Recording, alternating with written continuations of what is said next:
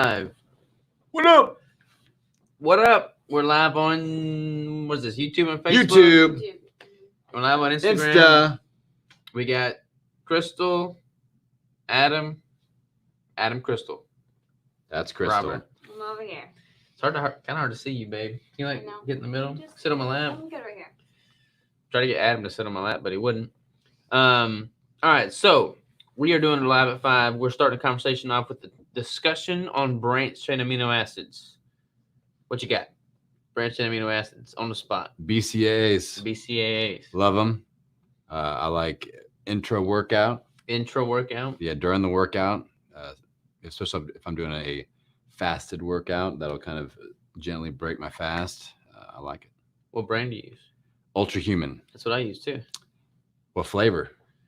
I was using the dragon one, the red dragon, whatever it's called.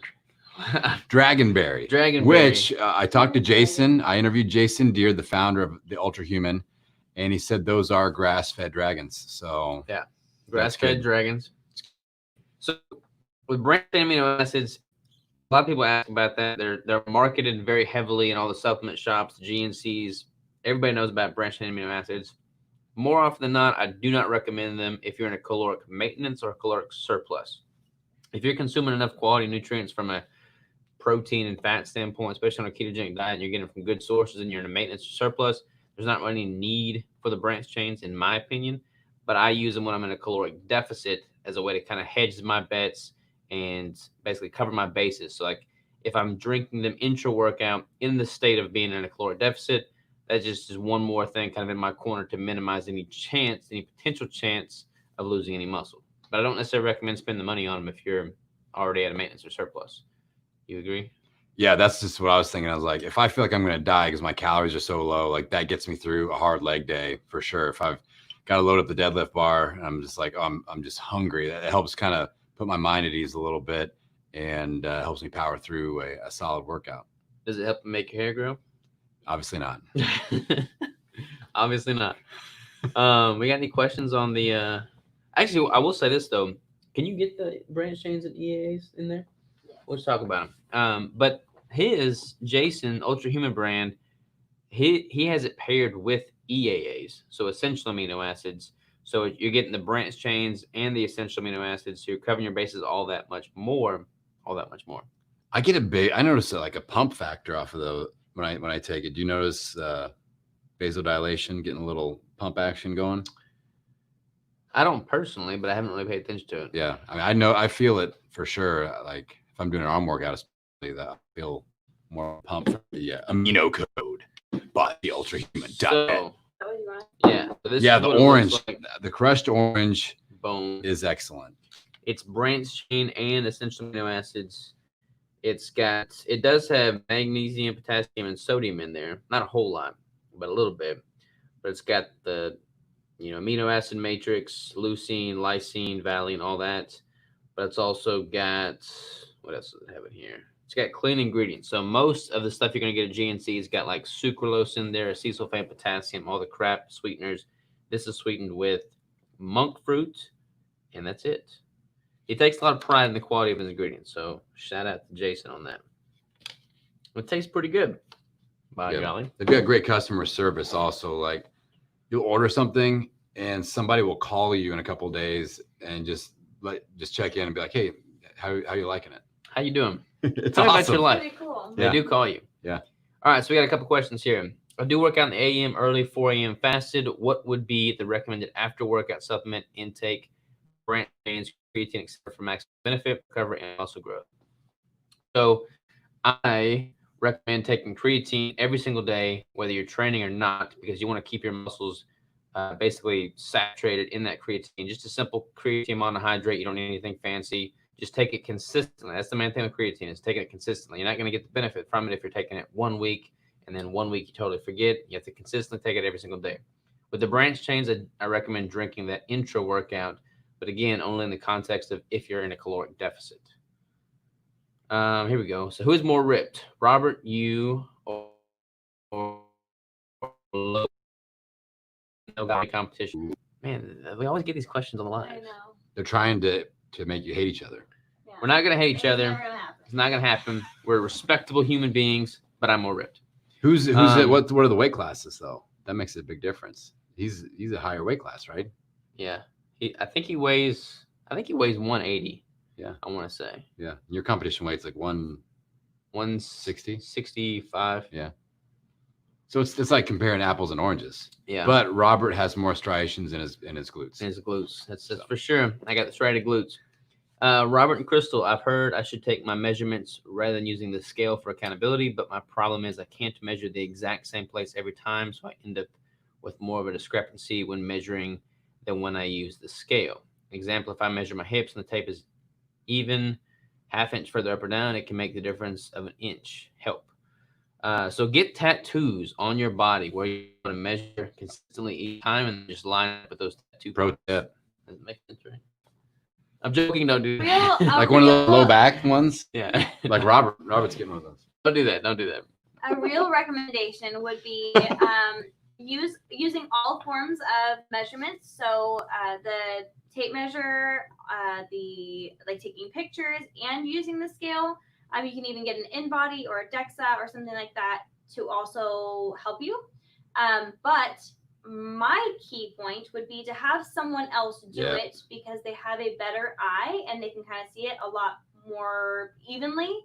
And have them, when they do your thigh, have them get down and actually wrap it around your thigh and look and make sure they're wrapping it around the same spot every time. When Robert was going through his competition prep, I did all of his measurements. When I was going through mine, he did all of mine. So just if you have someone available to you or around you or in your gym that you're comfortable with, then just have someone else do it. Yeah, having somebody else do that makes it a lot better. And then having more than one way. Like a lot of people have this aversion to jumping on the scale. But if you're like jumping on the scale, getting measurements, doing a caliper test, you're just covering all your bases. Like you're not leaving any room to chance. So I'd recommend having more than one metric. That'd be my advice. Any advice? Well, when it comes to the scale, like I deal with a lot of people on a larger weight loss journey, and I always tell people my general rule of whatever the measurement is, if you are measuring yourself, whether it's tape measure, scale, whatever, and you change your plan that day based off of what that implement just told you, like if your weight goes up and you're like, oh, I can't eat today, or the weight goes down, you're like, oh, I can cut loose a little bit of my food today, or the inches go up or down. If you're manipulating your game plan that day off that measurement, then I would stop doing that measurement or space it out over a larger period of time or use a different form of measurement because that's going to screw you up. So that's my input. Do you want to scroll through those Instagram and just see what you got there? No, not hate, just friendly. Love you both. I'm gonna wave at all your friends. We love y'all. Crystal, I love Crystal. She seems like she would be a good friend, a girl's girl. Yeah, You're a girl's girl. Can you discuss effects of branched amino acids pre-workout and whey on blood sugar levels? So yeah, both branched chains and whey can have an impact on blood glucose. Like you can take that and notice a slight bump in blood glucose. However, this is why I like taking them intra-workout. Like if you're taking a branched chain intra-workout, your body's burning through whatever momentary bump in glucose that you're producing from the branched chain. So that's why I like doing it while I'm training, either right before, during, or right after. I just prefer during because then I mix 2 scoops of this with a scoop of creatine with the Redmond's Relight. And that way I'm getting my electrolytes intra-workout, which is the optimal time for that. So that's kind of what I'm doing. We got, do you recommend weighing daily or weekly from Daryl Osborne? So I recommend weighing daily because then you can take the average of what you're doing every single day. And then you can take into account, one day you may have gone up a little bit due to the meal you had the night before. Maybe you went out and had a little bit more sodium or something. But if you're only weighing once and that just randomly falls on the day that you weigh in, that may not be a good reflection of what your average for the week would have been. So I recommend daily for that reason. What about y'all? Any other feedback? I think also for like females, it can help you if you are tracking daily. You can kind of track what's happening within your cycle as well.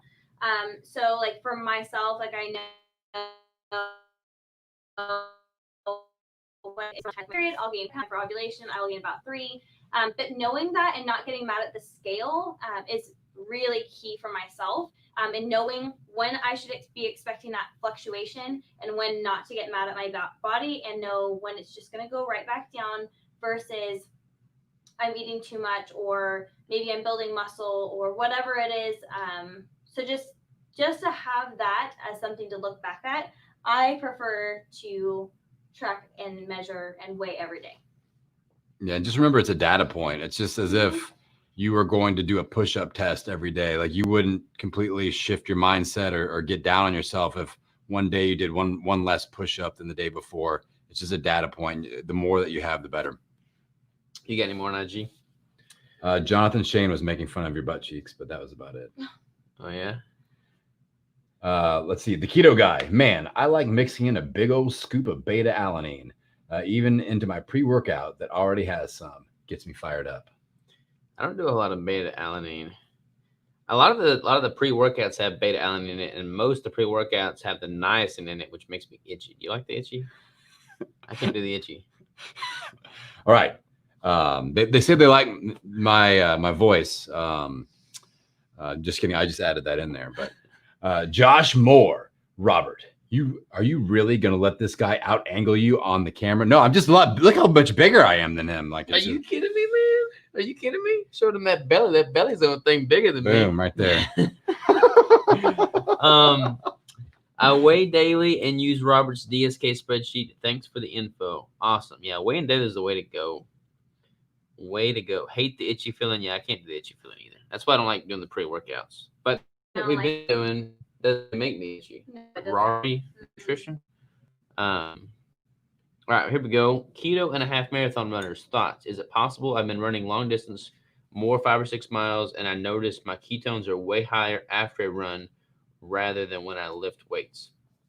Yeah, so are you testing your ketones immediately after the run or after like an hour of running? Because like I'll go for a run, I'll notice that my blood glucose is much higher immediately after, but then an hour or so after my body's had time to stabilize, my glucose is way low and my ketones are way high.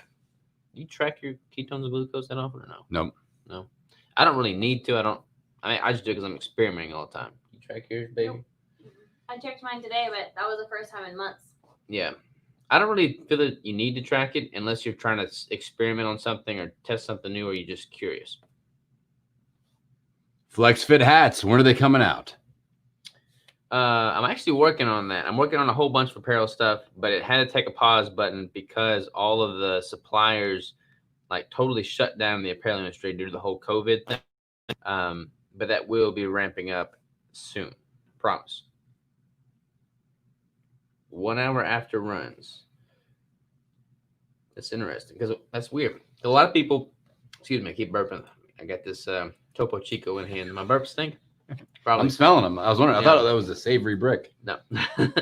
So like when you're running or when you're training, you're depleting any glycogen that's in your body. That's why like oftentimes when you test after you've done this activity, then your blood glucose will be much lower. But in the process, like if I was to take a blood glucose sample during my workout or during a run, then it's much, much higher. However, if you're doing a 5 or 6 mile run, it's possibly that it's peaking in the middle of that.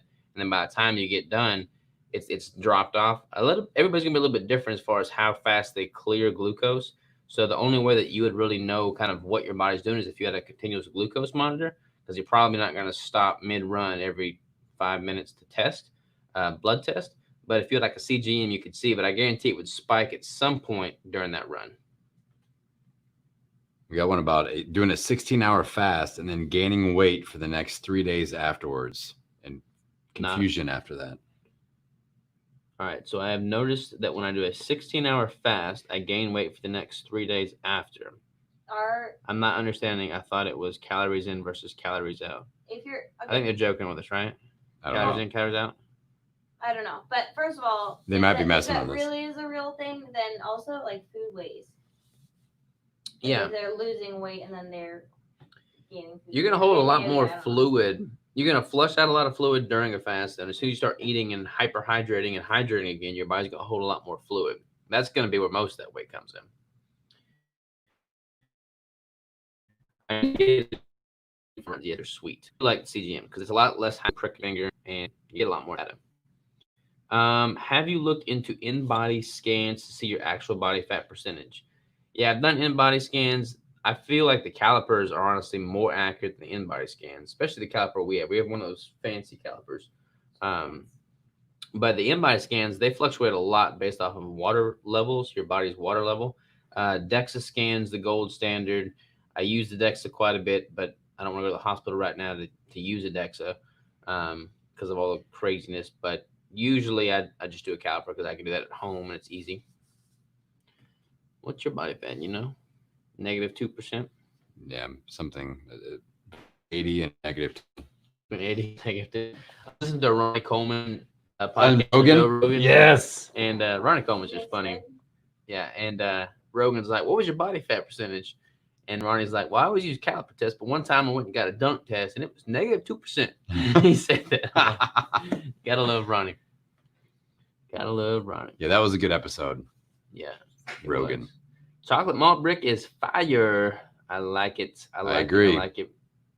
Yeah, Adam's got some insight, some intel on maybe some. He's got new good flavors. stuff going. I got to. He blindfolded me and then drove me around different blocks, so I lost my bearings. And then he had me taste test a couple of bricks, and there are some hot things coming. Hot things coming. I kind of want to go eat a ribeye of that right now. What about you? Yeah. Time for ribeye? Yeah, I'm starving. I'm pretty hungry too. All right, y'all. So I know this is kind of a short live. Got company in town. I'm blaming it on Adam. So we're going to eat a ribeye. I get that on the grill right now. So normally they ask the question. That's the question for the next week. But I'm going to let you ask the question. Oh, the topic, you mean? Yeah, topic. That's a tough one, man. Do you... there's so many things. What should we talk about next week? You got me to switch over to doing fasted weight training. Mm-hmm. And I'd never done that before. I'd always been kind of afraid of, like, I would do fasted cardio, but I'd never done fasted weight training. So I felt like that's a way that you've impacted me in the last 6 months. I started doing that, and I like it. So fasted training topic next week. Why? The pros, the cons. Should you feed or fast before you weight lift? Sound good? Sounds awesome. See y'all next week for that. Love you bunches. Big kisses. Bye-bye. That's what Rogan says on the podcast, right? Big kisses. Big kisses. All right. Toodaloo. Yeah, buddy. All right. End broadcast. I'm going to wave at a couple more people here.